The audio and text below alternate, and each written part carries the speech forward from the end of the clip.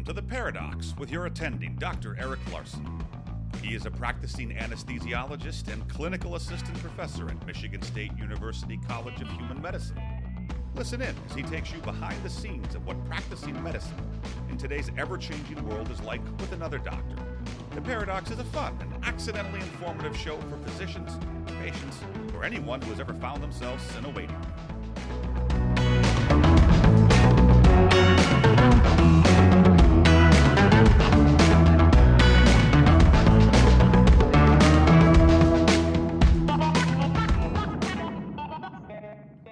Well, hi, I'm here with my new friend, David Contorno. He's the CEO and founder of ePowered Benefits.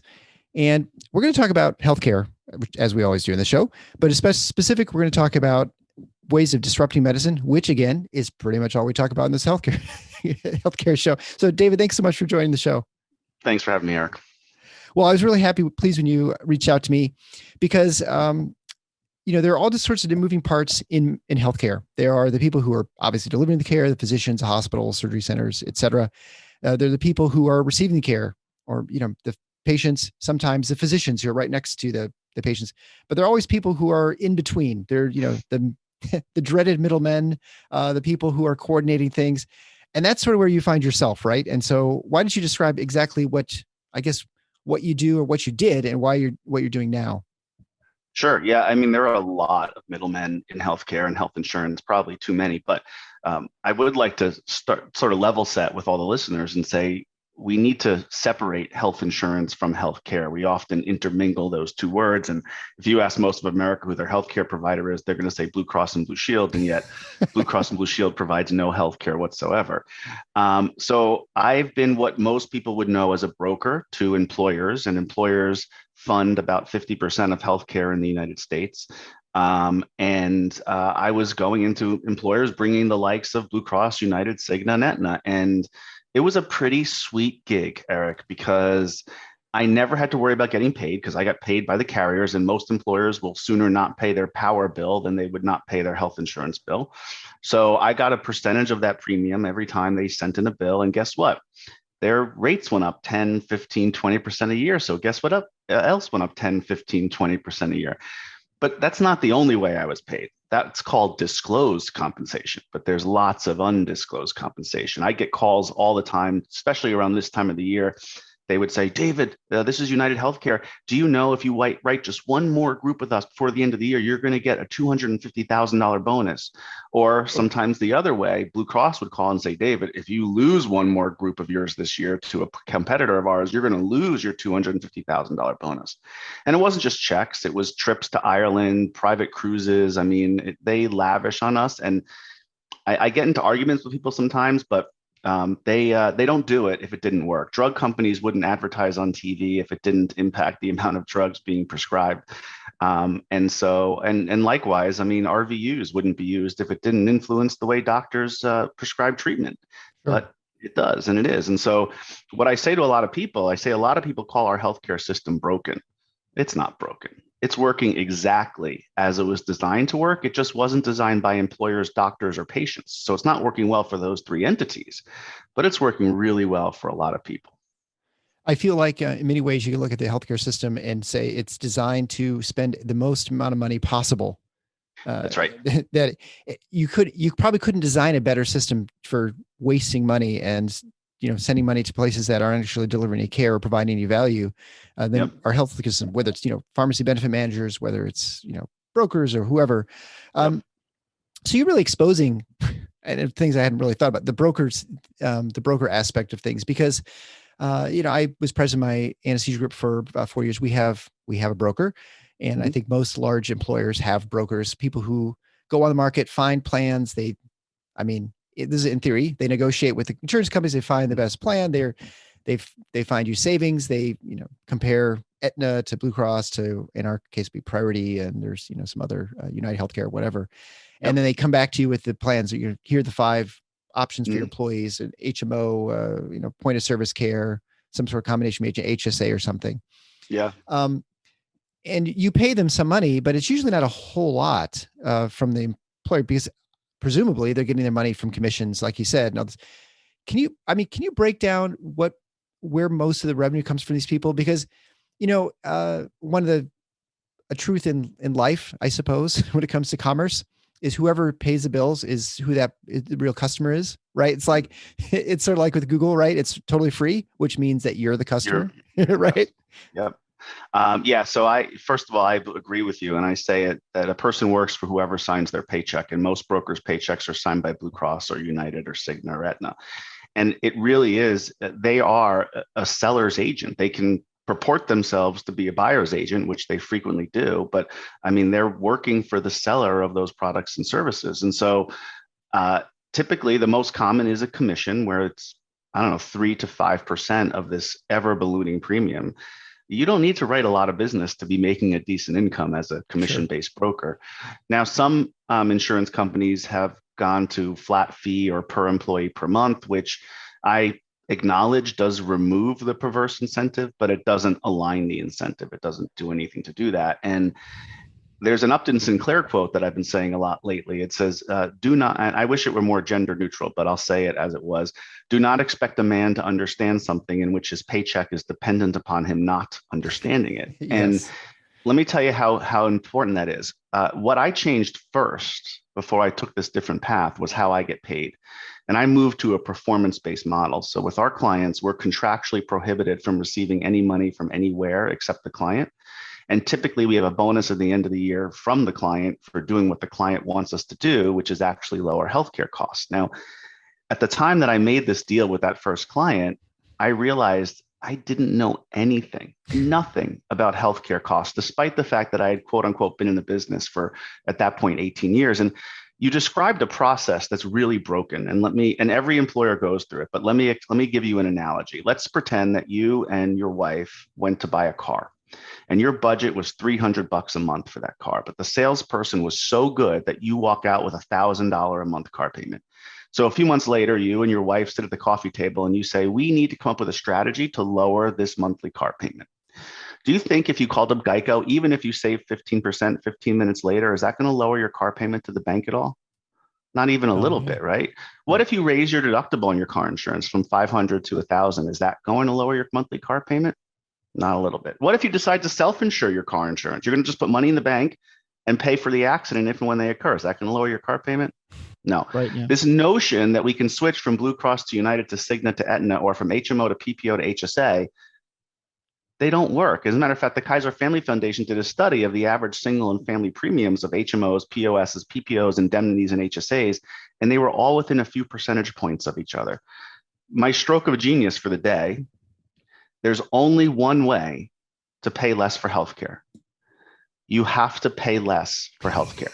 Right. That's it. Exactly. Yeah. So when I tied my revenue to that, they say that necessity is the mother of all invention. I had to figure out a way to pay less for healthcare. And when I really dug into how healthcare is delivered and paid for, I was already expecting dysfunction, but I am still a decade later sometimes smacked in the face at how dysfunctional delivery of care and payment of care is in this country. And that's what we changed within our health plans. If your broker or consultant is not talking about how to change how care is paid for, how much is it determined to cost, and how you're going to source it at the highest quality and the lowest cost and determine those things, then they're not going to change anything. Yeah, I mean, that's what I talked to Keith Smith recently, and then even before, way back at the beginning of the show, episode 12, we discussed about just the dysfunction of the insurance, the model, I guess you'd say, that there is not an incentive for the insurance companies really to lower costs in some ways, which seems counterintuitive, right? You think that they want to lower their costs so they can remain competitive in the market, so they can, sell the product for less than their competitors. But that does not seem to be the case, right? There's actually a perverse incentive for them to have higher prices, because they get, just as you mentioned earlier, your fee is based in many ways on a percentage of how much is spent, right? And so The more that's spent, the more, or the perceived savings they provide, they get a percentage of it, they save money.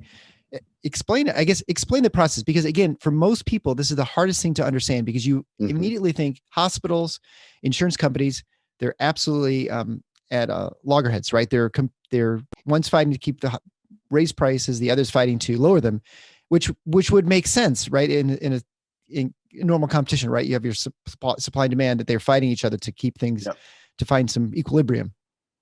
Yeah, unfortunately, that's not the fight that goes on. And I'm going to give you a couple of examples. The first is, pick any metropolitan area, pick Minneapolis, for example. If any employer in Minneapolis left United Healthcare, would United Healthcare's balance sheet even be impacted by a little? No, they're $260 billion company. But what if Mayo Clinic left their network? Then every employer in every area that Mayo Clinic has a location is going to leave. So problem number one is that makes the hospitals more the customer of the insurance company than the employer, the patient, or anyone else. Now it gets worse than that. Let's pretend that I run United Healthcare for the state of Minnesota. And right around now, actually a few months ago, I had to file my rates for my fully insured plans for 2022 because those need to be filed and approved by the Department of Insurance. So I'm going to go to my team of really well-paid actuaries, and I'm going to ask them, how much do you think everyone in the state of Minnesota is expected to spend on my plan in 2022 for medical and prescription costs? Because those are the biggest expenses of any plan, right? So let's pretend they come back with a number of $850 million. I'm just making this up, but they come back with $850 million. So I'm like, okay, I'm going to set my premiums around the state to ensure that I bring in $1 billion. That's going to leave me $150 million to cover my overhead. And then I better damn sure send some profit back to the mothership as a privately traded company, a publicly traded company, sorry. So 2022 comes along, and every month it's preordained. I'm collecting 1/12 of $1 billion. But all the cost containment tools that every carrier throws at every employer and every member every year? Let's pretend in 2022 they actually work. And instead of $850 million, everyone in Minnesota only spends $425 million in claims. I ask every employer and even people in our industry, I still collected $1 billion. Did my profit go up or go down? And everybody, with very rare exceptions, says, of course, your profit went up. You collected $1 billion. You spent only $425 million. Right. That's not true. The medical loss ratio provision of the Affordable Care Act says that I must spend 85 cents of every dollar. Otherwise, I have to return the money to the members of the plan. So I would have to return not just the $425 million of claims I didn't spend, but $75 million of the $150 million of overhead and profit. So literally, if a carrier were to shrink claims, lower claims, they would then violate the only fiduciary responsibility they have, which is to their shareholders to deliver profit. Now, some employer might be listening to this and say, oh, phew, I'm self-funded, so that doesn't apply to me. You're right. The medical loss ratio provision doesn't apply to you, but in your wisdom, you put yourself on all the same administration platforms, the same PPO contracts, the same pharmacy contracts, and the same medical management vendor in which those things do apply. Do you think that somehow you're going to be immune from that inflation? So what I tell people is we have Stockholm syndrome in this country with the health insurance carriers, and everybody. Think about it from this perspective. As a broker, I ask the insurance company, what products and services can I sell my clients and how much are you going to pay me to do it? Employers say, what benefits can I offer my employees and how much is it going to cost me? Doctors say, what prescriptions and treatments can I provide and how much are you going to pay me? Hospitals say, how long can we keep them in the bed for and how long is it going to take you to pay us? Like, we all look to the insurance company to ask permission, and they're controlling the gates in such a way that they benefit as costs go up and quality of care goes down. That's why cost of care keeps going up and quality of care keeps going down. But it is fixable, it is changeable, and many of the tools already exist. Well, before you go into that, when you look at the insurance companies, one solution is people say they self-fund it, right? And as you mentioned, so large employers, they say we're gonna not buy the package plan from Blue Cross or whatever, and we're going to self-fund this. How is that not a solution to the problem? Because a fully insured plan has several components. It has a plan administrator. If you're with Blue Cross, that is, of course, Blue Cross. Mm-hmm. It has a PPO network. And if you're with Blue Cross, that is, of course, Blue Cross. It has PBM. And if you're with Blue Cross, it's almost certainly either owned by Blue Cross or it's one that they share revenue on. They have a medical management vendor owned by Blue Cross.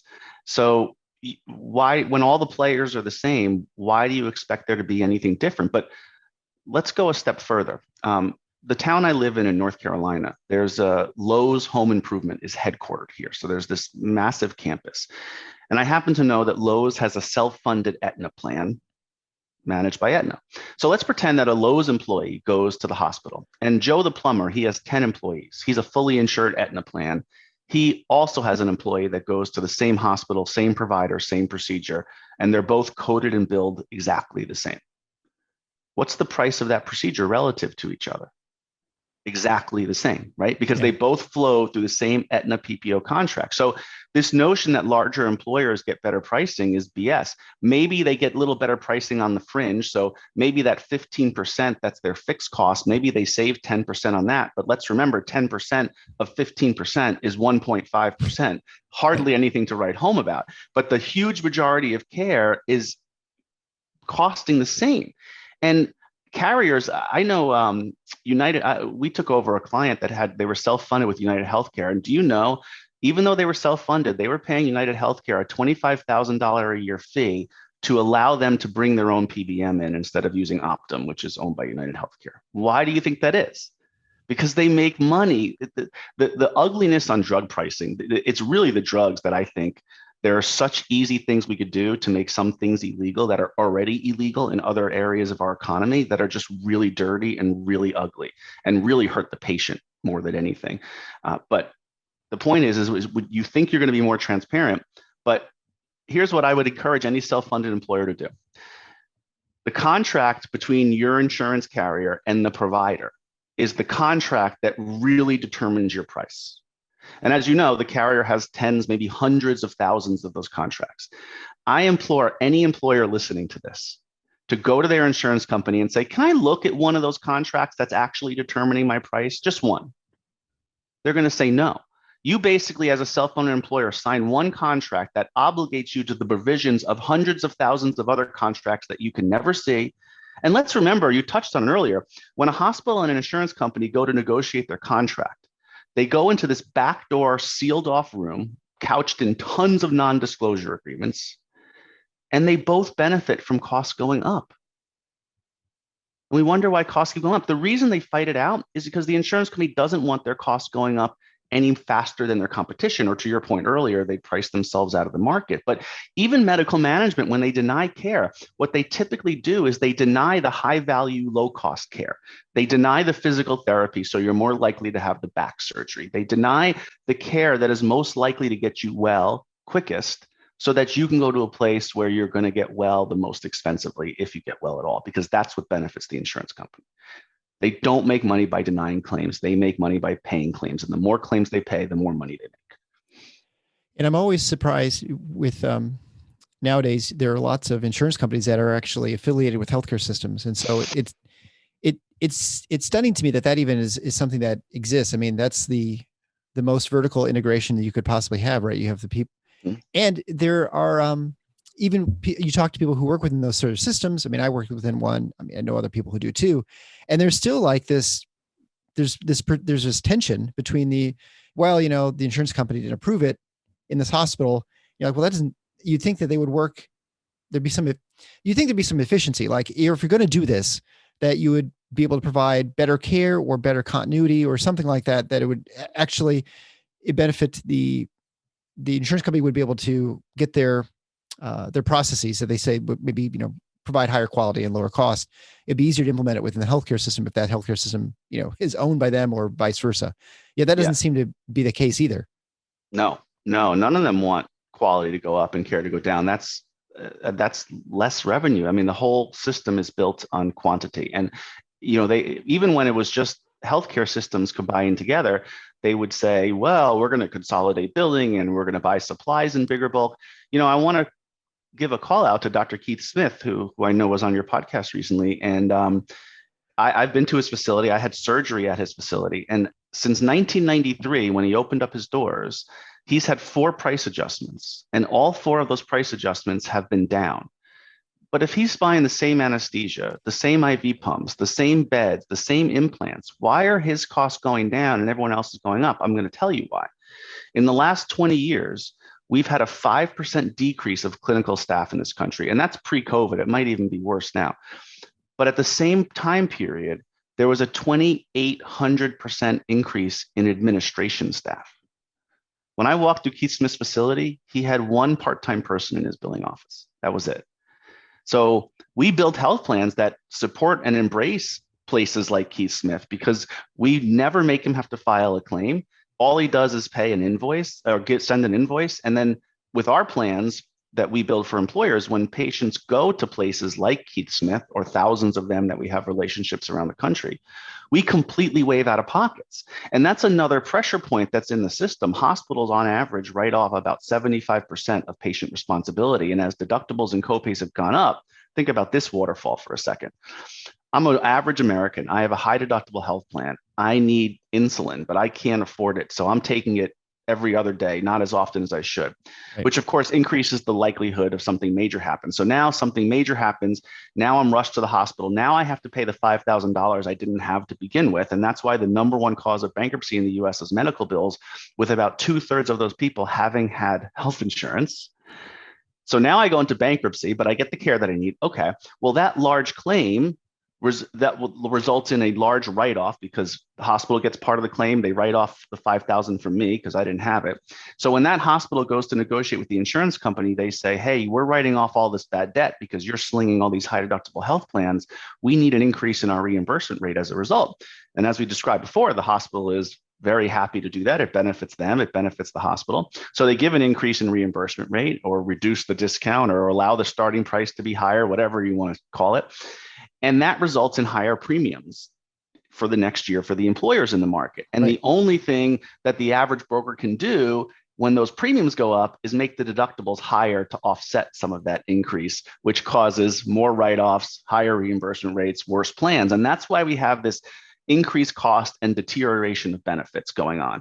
And employers that we talk to now, not our clients, but the ones that come to us, they're typically coming to us because now they're in among the worst plan that the ACA allows you to have. So you can't raise your out-of-pockets any more than what the ACA allows. And they still get a 10, 20, we've seen 40 and 60 and 80% rate increases this year more frequently than we're used to. So I call that the circling the drain that most employers are slowly doing. Yeah. I mean, I guess, from an insurance standpoint, actuarially, right? They can figure out your costs. They can move them around, but they can set it so they end up making the same amount of money, and you pay the same. You pay the same essentially, but it's just in a different manner, right? Like you look at the different plans and options you have within your company that you get from the broker, and they all end up being you end up spending about the same amount of money, but just in different ways. Like, are you gambling? Do you feel like you're not going to actually have any healthcare expenses, and you go with the high deductible because your chance may be a little less? But from the insurance company standpoint, just like, life insurance, they know the likelihood of someone's going to die. They know what percentage, and they know how to calculate their costs, right? So they end up, I guess, in the same spot in the end. Yeah, the difference though is all types of insurance are meant to pay for low frequency, high intensity, low predictability claims. But health insurance is high frequency, highly predictable, low cost claims. We expect that. And then we still wanted to pay for the high cost stuff too. Insurance just doesn't work that way. It's simply not sustainable for any insurance to work like that. If our car insurance paid for every, tire and brake, and your car insurance would be a lot different too. Yeah, I've never had a claim for a new battery. I just go to the store and buy one. So then let's talk about the alternatives, right? So we talk about how broken the system is, which I don't know that you find anybody outside of people who are profiting from the system would say, yeah, it's great. So how do you fix this? I've talked to Katy Talento, and she directly contracts with everybody. I mean, is that similar to what you do, or how do you set something up for small, medium, large size employers? So, I mean, first off, we have to build them a health plan that's partially self-funded. Now, I want to just talk about that. Employers all the time say self-funded is riskier. No, it's not. Yeah. It can be riskier if either your broker doesn't know how to build a self-funded plan, or you choose for it to be riskier. Because what most employers don't understand is in a fully insured plan, there's reinsurance levers in there. It's called pooling points. It's determined by the insurance carrier. And they're typically doing much higher pooling points than you would do on your own because they're aggregating your business over hundreds or thousands of other employers. But in a partially self-funded plan, we'd pick an independent third-party administrator like the Kempton Group with Jay Kempton, who started FMMA with Keith Smith. And they have to be paid in the right way. So there are some TPAs that make money very similarly to the insurance carriers. They make money on claims. They make money on percent of savings. They make money on spread pricing from the pharmacy benefit manager. And we don't allow that. Our TPAs are going to charge a per employee per month, and that's their only revenue. But right off the bat, that puts us, if we're competing against another broker, for example, who does self-insured, a lot of the carriers will sell a level funded plan or a self-funded plan, with a $5 per employee per month admin fee if you just let us handle everything. Yeah, come on. They're making it so much multiple times over on the back end. But we don't mind a $30 or $40 PEPM. They should be paid. They're the quarterback of the team. They're the ones who protect the pocketbook the most day to day. You should want to pay them properly because they play a very important role. Then we put in a similar transparent pharmacy benefit manager. And there's so much that goes on in pharmacy benefit management, but the couple of things we don't allow in particular is spread pricing and any of the rebate holdbacks. And we prefer a pharmacy benefit manager that gets paid a per employee per month or a per member per month, because we source medications outside of the PBM and retail channels as much as possible. And I'll give you one strategy we use that eliminates 6 and 7 figure drugs from the cost completely.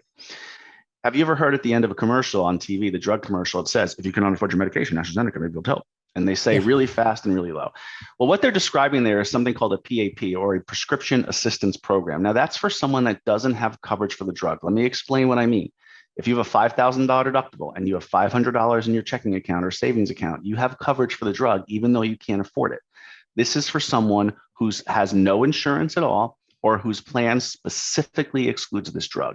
Now, most PBMs are not going to let you exclude a drug at your will because they make money every time they fill a drug. Right. But that's talking about something that every manufacturer who deals with Medicare must offer. And basically, it works on a multiple of the federal poverty level. And it also is tied to the cost of the drug. So as the drug prices have gone up, so too has the multiple of the federal poverty level. People can be making well into the 6 figures and still qualify. So what we do is we see the drug pop up in the fill. We usually, stop it from the first time. Although if they need it, we'll let it go through one time to give them a supply.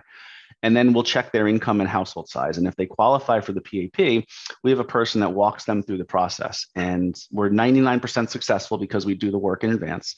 And once we're approved for that PAP, then the drug company sends that drug to that member at no cost to the plan, no cost to the member. And that's how we get rid of some of those really expensive drugs. Would you say that's one of the larger, when you look at potential savings, when you start up a program like this, pharmaceuticals has got to be one of the largest ones, right?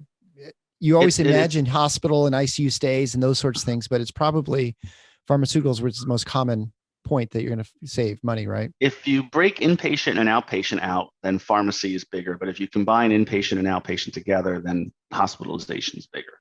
But they're each about 20 to 25% each, inpatient, outpatient, and prescriptions, with the rest going to providers. Only 4% roughly goes to emergency care, urgent care, DME. A lot of people are like, emergency care is a big cost. It's really not. Comparatively to everything else that's going on. Sure. Focus on the predictable, plannable things, not the ones you can't predict. Right. I guess it's fair to say emergency care is expensive, but it's the occurrence rate is a lot lower than the amount of people who go to the hospital for a gallbladder or whatever it might be. Right. One of the interesting things that I learned with this whole process of sort of separating the different components of healthcare insurance, like a package, is it called stop loss? Is that where where essentially it's the insurance company insures for catastrophic care for you as well. It's just part of your package. And so if you're self-funded and you actually have to purchase that insurance as well. And so you say, well, we'll cover the first 100,000 or whatever it might be. Right. And then everything beyond that is a different insurance company that actually provides coverage for that care. I never realized that was part of a typical, I guess you should say, typical insurance package, and that you can actually just provide for that yourself and then keep some funds back. And so that maybe the next year you don't need it. Yeah. But the key is you have to change how care is paid for, or your plan is going to be no better running than when you were fully insured. So for example, I mentioned the type of PBMs we use. We also don't use the services of a PPO network, because the second you stick a PPO network in place, you've lost all control of costs. The contract is driving, and again, they won't let you see the contract. So most of our plans have no PPO network at all. We have a couple that have a doctor only network, and we use other pricing methodologies around the plan. And our most preferred pricing methodology by far is a place like Surgery Center of Oklahoma, where they just say, hey, here's our price and here's our quality. Right. But quality is a big piece too of our plans. When we steer people somewhere to where we eliminate the out of pocket, which we do all the time, and that's why I don't believe in HSAs. As a matter of fact, I know I'm going to upset some people, but I call HSA compatible plans the single most damaging strategy that my industry has ever unleashed on the unsuspecting American public, because it is damaging. And when it first came out and it was so much cheaper that employers were funding the full deductible, it didn't change anything, but okay. But what's eroded? The deductibles have gone up and the contribution from the employer has gone down. And now most employers are woefully underfunded in their HSA account. And all they have is let me tell you what a HSA compatible plan is. It's the crappiest of crappiest plans that the ACA allows you to buy, period. That's just it. And then with HSAs, obviously the thought is that as the patients control and direct their healthcare money, their dollars, they're going to look for low cost alternatives that are high quality, whatever. Yeah. What does that just not happen because you're within the confines of a lousy system and there's just no exit to get to a spot that you can save money? There's a few reasons. The system said, here, we're going to give you more skin in the game and we want you to be a good consumer. But what do you need to be a good consumer? You need cost and quality. It's impossible to be a good consumer of anything if you don't have cost and quality. And those are the things that the system has been fighting to hide. Even when laws go into effect, they still fight to hide them and make it very difficult. So we have access to cost and quality around the country at almost every provider and facility. And that's why we say to employees, look, you can go wherever you want to go. Like I said, we don't have a network. So you can continue to go where you're going. And we're still going to save the employer a ton of money for two reasons. One is how we price the care. And the other is those PPO contracts typically have audit prohibition clauses in them. We don't have those contracts. And so, and just to give you a couple stories, there's a hospital down in Texas that was doing a pregnancy test on every admission, even if that patient were male, post-hysterectomy, post-menopause. It didn't matter because they were taking a 14-cent test and marking it up $1,400, and they knew the carriers couldn't look deep enough to find it. We had another hospital that was doing surgical implants in the spine. They were using surgical screws, and they billed for 12 screws, which caught a red flag for me because I know the national average for that type of screw is 7. So I asked for full clinical notes, and I got the notes, and it said they had only implanted 8. And when I called them and I said, why did you charge for 12 when you implanted 8? They said, well, it came in a pack of 12. We had to throw the other 4 away because they weren't sterile. And I said, they didn't come in a pack of 12. You ordered them in a pack of 12. The manufacturer lets you order them in any quantity you want, but you order them for way more than the national average. So you knew you could charge way more than the national average.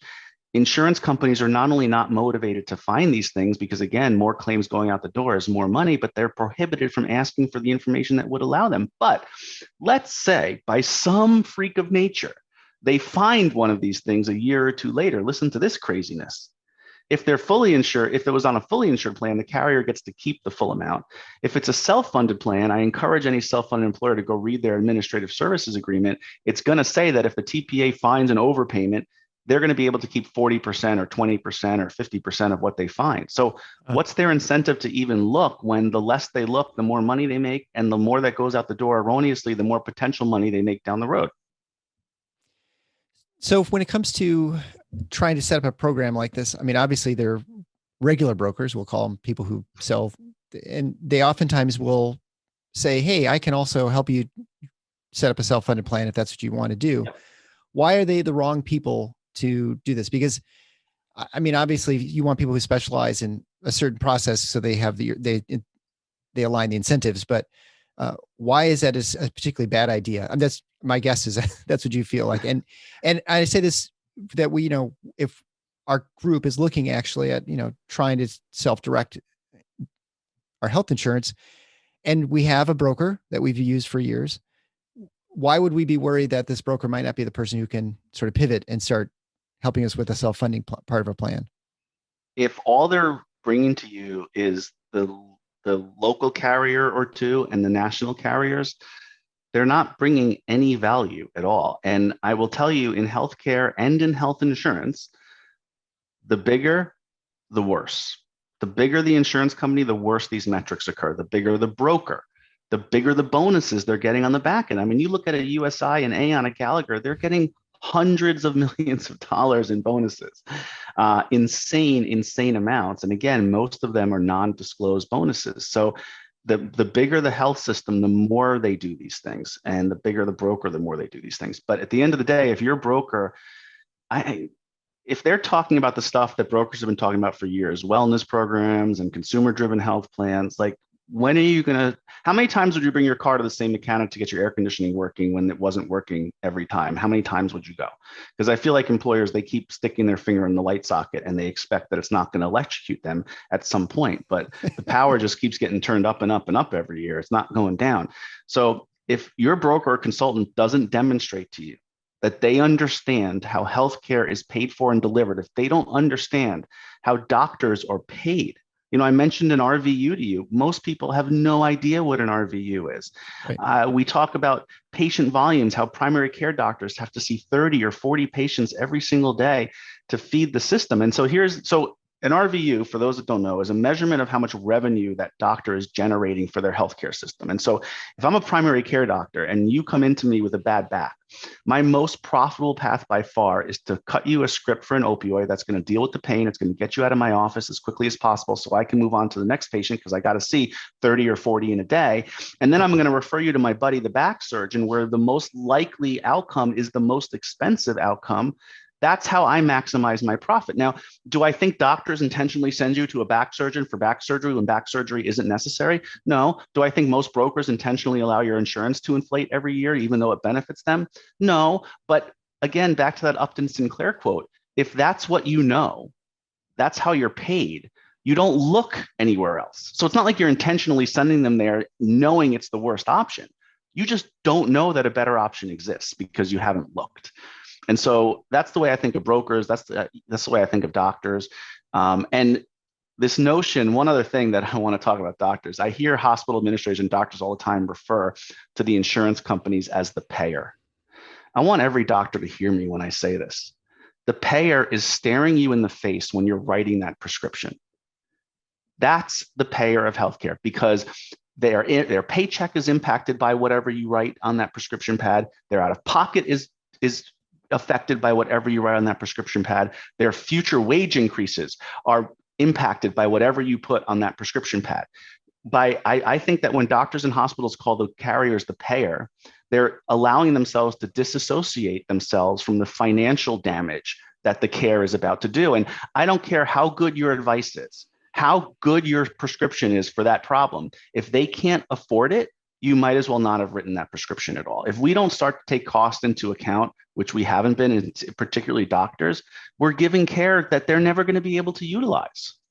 Yeah, no, that's a lot of truth to that. And finally, when it comes to quality, I hear this word thrown around all the time, especially the last 10 years. I feel like you can't get away from it. Everyone said, well, we want high quality, low cost care. We want to have a new process that provides higher quality to our patients. Quality. I mean, you hear that. It's not just in medicine. You hear that all sort of in the industry, all over in commerce. But I've talked to not a broker, but someone who helped. I guess he was sort of a broker. I'm trying to remember what he was. He was a healthcare consultant. Anyway, He would say, generally speaking, in healthcare, if you were trying to find some high quality care, he said quality it's very difficult to sort of define. It's difficult to measure in many ways. You ask who's a high quality physician, for instance. And he said, the one thing you can tell who's a low quality physician. Like, that you can usually the bottom 25%, it's pretty obvious they're not any good. Bottom 25% of any sort of industry, hospital, surgeons, whatever, you can tell that. Aside from that, it's really kind of tough. It's, the top 75% are somewhere in there. And, maybe some people have good outcomes or bad outcomes, but how do you as someone who's finding all this stuff for your clients, how do you know who's a high quality provider, high quality hospital, et cetera, and that you're not accidentally finding one that's maybe, low quality and the high quality 75% or something?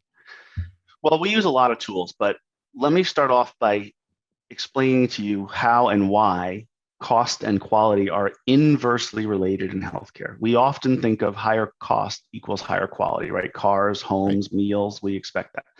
But in healthcare, they're inversely related. And the number one factor that determines that is frequency. The more frequently a doctor and a hospital do a particular procedure, surprise, surprise, the better they do it and the more efficiently they do it. Sure. So, we avoid, and I have data to back this up, but we avoid at all costs the general hospital because they're a jack of all trades and a master of none. And if you're going into a general hospital for orthopedic surgery, for example, you're also exposing yourself to COVID and pneumonia and doctors and nurses that treat cancer and all sorts of other ailments.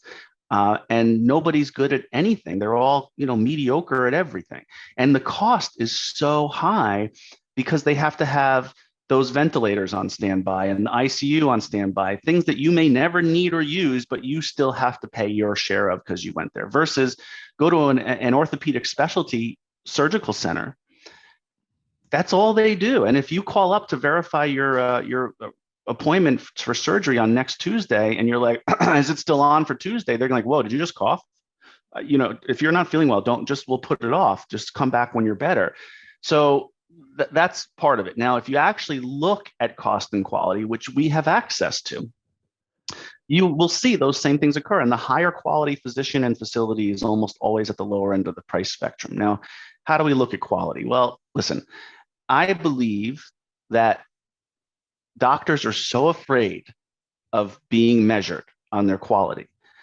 But if every specialty doesn't come together and say, okay, as cardiologists, this is what we think a comprehensive list of quality metrics should look like. As orthopedics, this is what it's orthopods, this is what it should look like. Then someone's going to put that on them. And they're not going to like the way it's done. So I implore any doctor listening to this to stand up and say, we have to be judged on quality. We think of what you buy yourself, doctor. Do you expect to have quality information available to you when you buy a car? Like, of course you do. But I want quality information when I'm going to undergo surgery. So we use multiple tools that we can look at: the facility quality and the provider quality. In the provider quality side, we actually use a service called Quantros, and they look at billions and billions of claims data for decades. And I can actually see, I can look up a specific provider, and I can look up like a DRG of 470, for example, major hip or knee replacement without major complications, probably the most common DRG in an employer's data set. I could see not just how frequently they do it, but I can actually see age group, gender. And so, you know how I mentioned in our plans, we waive the out of pocket when we steer people to where we know the quality is high and the cost is reasonable. A lot of people say, well, don't you just have a list? Can you just give me a list? And I say, no, because if one person needed a knee arthroscopy and he's a 28-year-old former college athlete in perfect shape, and the other employee needs a knee arthroscopy and she's 63 years old, she's morbidly obese and type 2 diabetic, female, like, that's going to be two different skill sets of surgeons. Right. So, or I'm not going to send them to an orthopod when they need a hand surgery, which is very delicate, very, precise. And you want someone that does hand surgery every day, all day long. So that's why we get very specific. But the difference in cost, and I'll give you this one actual example, is a hysterectomy. Most women go to their OBGYN for a hysterectomy, but here's some stats. There's 550,000 hysterectomies done each year. There's 58,000 OBGYNs. That means each does 8 or 9 a year. And because they do so few, they're not very good at it, right? Think about a sports player, professional sports. You think they only practice 8 or 9 times a year? No, they practice 8 or 9 times a week, right? So that OBGYN relies on the techniques they learned in medical school to perform surgery, which is open surgery, typically. So they're doing open hysterectomies, which is not good for the patient, higher infection rates. Here's another crazy part, though. If they did go to learn laparoscopic, they'd have to take dozens and dozens of hours of training, spend hundreds of thousands of dollars on additional equipment, and then the average insurance plan considers that to be a less invasive surgery, so they're going to get a lower reimbursement rate. Why would they do that? So we have a relationship with a network of gynecological surgeons who actually think that obstetrics and gynecology should be split into 2 different specialties. And each of these doctors do 300 to 400 hysterectomies a year. They have a 97% plus laparoscopic rate. And despite the national average of a hysterectomy being around 38,000, we have a prearranged, pre-negotiated, bundled price of $11,000. Now, bundled is important because bundled means if there's a mistake, a readmission, or redo, that's on the facility and the doctor, not the insurance company. So I say to employers all the time, would you rather your employee go to the $38,000 place where they're going to pay $5,000 and you're going to pay $33,000? Or would you instead consider allowing them to go to the $11,000 place? You pay $11,000, they pay nothing. They get back to work in 2 days on Advil only instead of 2 weeks on opioids. Like, it's better for everyone. And just so everyone knows, I don't just talk the talk. I mentioned earlier that I had surgery at the Surgery Center of Oklahoma for an inguinal hernia, and my wife had her hysterectomy done by the doctors that I was just speaking of. So we do it as well. We believe in it. Yeah, well, that's it. There's so many things that occur in life that you think an incentive should be aligned, and you think that this is one of those situations where you'd have people. The employers obviously want lower costs, but they also want their employees back to work. They want them healthy. That's a provided benefits. That's obviously what the employee wants. And you think that there'd be plenty of places that provide that service, but because of our strange sort of incentivized system in healthcare, it's not worked out that way as it should. Correct. I really appreciate the conversation. It was a lot of fun. I learned a lot. Where's a good place for people to find out more about you and about, what you're writing, social media, those sorts of things? LinkedIn, I'm pretty active on LinkedIn. There's a few books out there that either speak to what we do or speak exactly of what we do, and I'll give a couple of shout outs. One is a new book by Marshall Allen called Never Pay the First Bill. Very telling on hospital billing and how you can lower your own out of pocket, even if it truly is your deductible or something you owe. And then I think if you really want to learn some of the dysfunction actually from a provider side, The Price We Pay by Dr. Marty McCary. That's also an amazing book. And we're also putting on an in-person conference in February in Phoenix, where we want doctors, employers, brokers, and advisors to all come together. We're going to show everyone what we're doing. We're going to talk about the good, the bad, and the ugly, and how other people, we want to spread this. We want more employers to do this. If the small and mid-sized employers are going to be the ones that fix healthcare if it gets fixed at all. It's not going to be the large employers. It's not going to be the government. It's going to be the small and mid-sized family-owned businesses that fix this. So we can show you how to have immediate impact on your employees, your bottom line, and get your employees healthier and back to work quicker than they're doing right now. And where would people find that conference?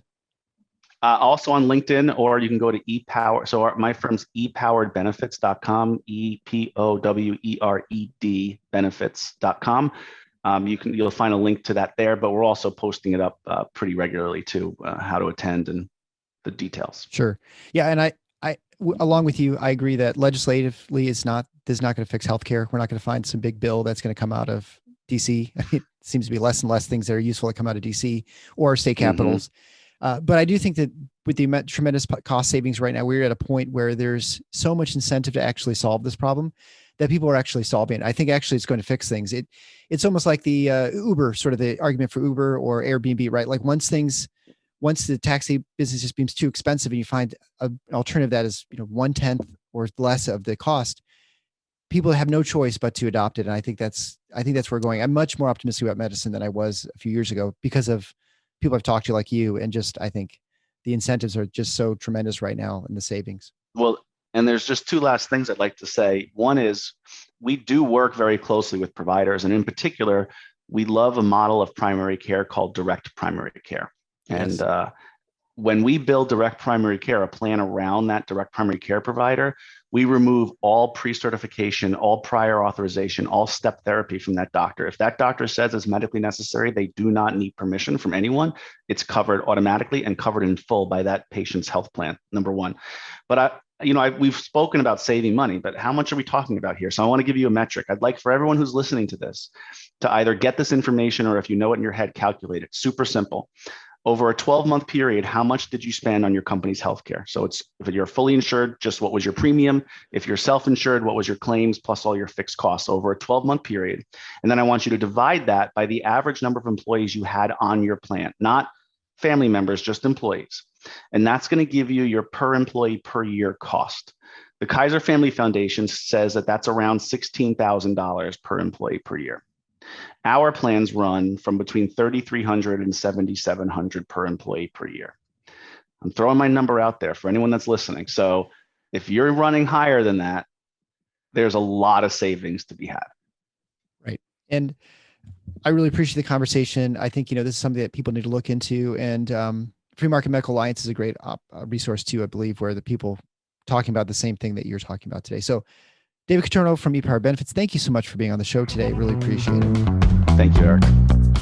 Thanks for listening to The Paradox.